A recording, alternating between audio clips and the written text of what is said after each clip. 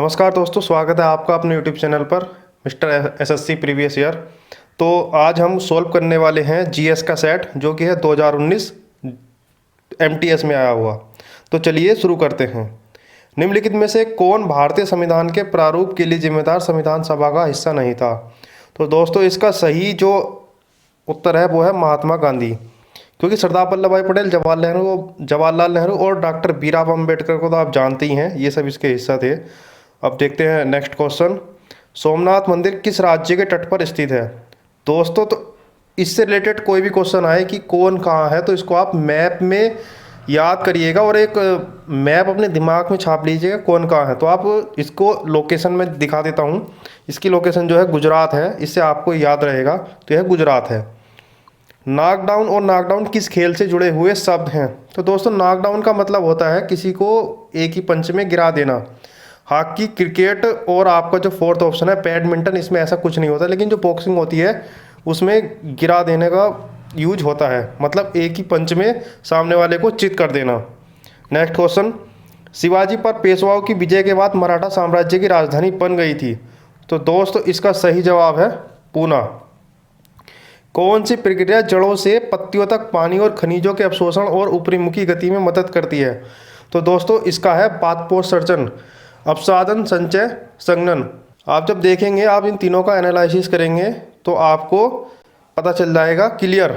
और जब बाष्पोत्सर्जन का आप देखेंगे तो इसमें क्या होता है दोस्तों, जड़ों से पत्ती की तरफ पानी जाता है in the presence of sunlight, उसको बाष्पोत्सर्जन कहते हैं और हमारे क्वेश्चन में भी यही कहा गया है। तो दोस्तों इसका आंसर है डी।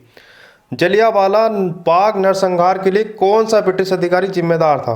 तो दोस्तों ये एक जनरल सा क्वेश्चन है, सबको पता है, जनरल डायर, जनरल डायर, इसमें कोई डाउट नहीं होने वाली बात है।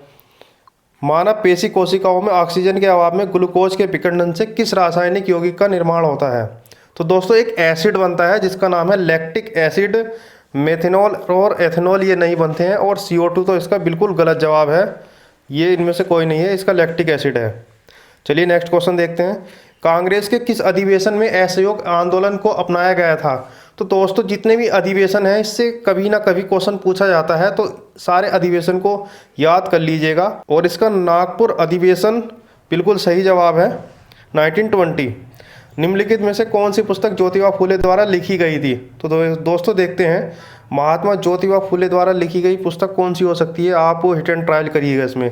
माई एक्सपेरिमेंट विथ ट्रूथ जो कि लिखी है महात्मा गांधी ने। डिस्कवरी ऑफ इंडिया जो कि लिखी है जवाहरलाल नेहरू ने। विंग्स ऑफ फायर जो कि लिखी है APJ अब्दुल कलाम ने। तो इन दोनों से क्लियर हो जाता है कि गुलामगिरी यह पुस्तक ज्योतिबा फुले द्वारा लिखी गई थी। हुंड्रू जलप्रपात किस नदी पर स्थित है? तो दोस्तों ये है स्वर्णरेखा नदी। भारत के किस क्षेत्र में शुष्क मृदा पाई जाती है? आप चार ऑप्शन देखिए, छोटा नागपुर पठार, गंगा का मैदान, राजस्थान, नीलगिरी पहाड़ियाँ। नीलगिरी पहाड़ियाँ, पहाड़ पर तो दोस्तों शुष्क होने का कोई मतलब नहीं है। गंगा का मैदान, वहाँ पर गंगा है, पानी ही पानी उपलब्ध है। छोटा नागपुर पठार और राजस्थान ये दो चीज़ बनती हैं, इसमें राजस्थान ज़्यादा शुष्क है और इसका सही जवाब भी राजस्थान है, तो राजस्थान। Next question. मांग के नियम के अनुसार यदि सभी अन्य वस्तुएं समान रहें तो किस वस्तु की मांग तथा उसकी कीमत में क्या संबंध होता है? कोई संबंध नहीं। दोस्तों ये तो बिल्कुल ही सरासर बेकार की बात है कि कोई संबंध नहीं, तो ये तो हट गया। सकारात्मक नकारात्मक ये हो सकता है, सकारात्मक या नकारात्मक हो सकता है। दोस्तों ये दोनों चीज़ कैसे हो सकती हैं?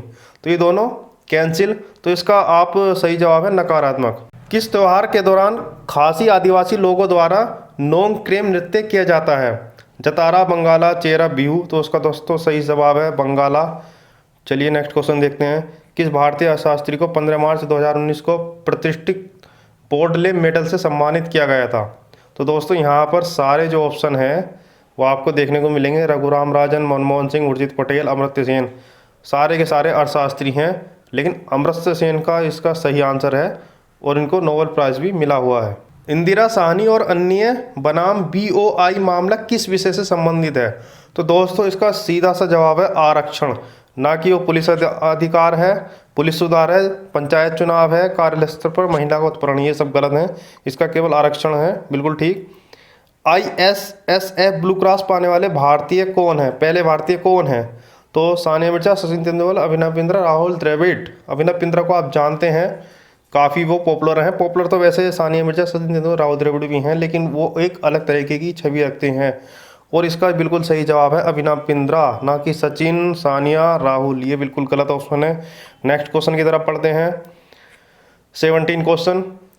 डॉट डॉट डॉट की स्वीकृति प्राप्त होने के बाद ही संसद द्वारा पारित कोई अधिनियम कानून बनता है। आपको पता है हमारे दो हाउस होते हैं, एक लोअर और एक अपर हाउस होता है। इन दोनों से जब वह पास हो जाता है तो फिर वो जाता है राष्ट्रपति जी के पास, जब वो अनुमोदित कर देते हैं किसी भी कानून को, जब वह पारित होता है। तो इसका सही जवाब बिल्कुल राष्ट्रपति है।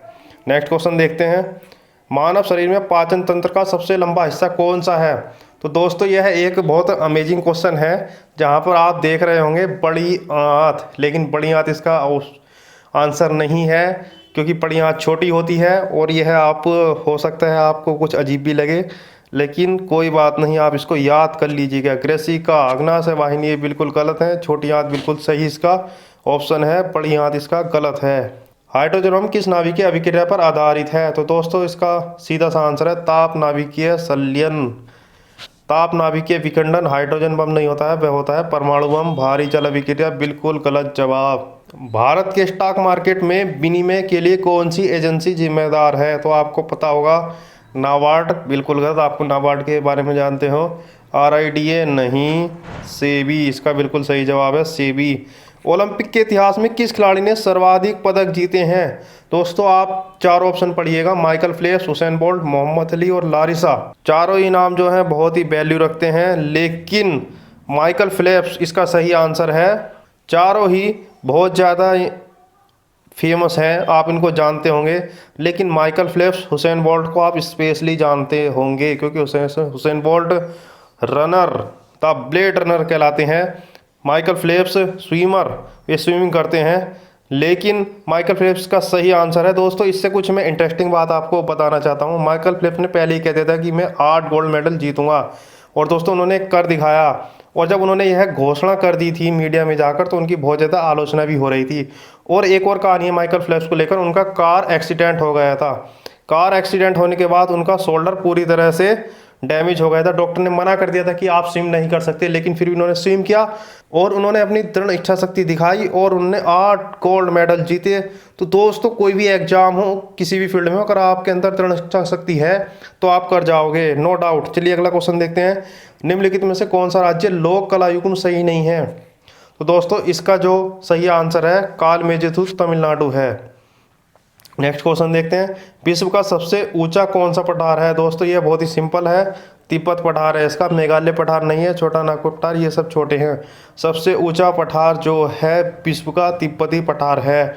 नेक्स्ट क्वेश्चन देखते हैं। नाविक संलयन, देखिए दोस्तों नाविक संलयन से रिलेटेड दूसरा क्वेश्चन आया है इसी शिफ्ट में, तो कितना इंपॉर्टेंट है ये, आप इसको जरूर देखिएगा। नाविक संलयन क्या होता है? नाविक संलयन अभिक्रिया निम्नलिखित में से किस समीकरण पर आधारित है? E=mc²। नो डाउट केवल इसका यही सही है और सभी ये गलत हैं। नेक्स्ट क्वेश्चन देखते हैं जो कि लास्ट क्वेश्चन है। निम्नलिखित में से कौन सा विकल्प भारत सरकार द्वारा जारी किए जाने वाले राजकोषीय बिल का एक प्रकार नहीं है? 91 days, 364 days, 182 days, 7 to 8 days. तो इसका ऑप्शन डी बिल्कुल सही जवाब है। दोस्तों इसी के साथ आज की है वीडियो समाप्त करते हैं, और आपको मैं बताना चाहता हूं आप हमसे जुड़े रहें, और 2021 का SSC MTS फॉर्म फिल करे जा रहे हैं, आप उसको जल्दी से भर दीजिए, लेट नहीं कीजिएगा, क्योंकि बाद में क्या होता है सर्वर प्रॉब्लम होती है।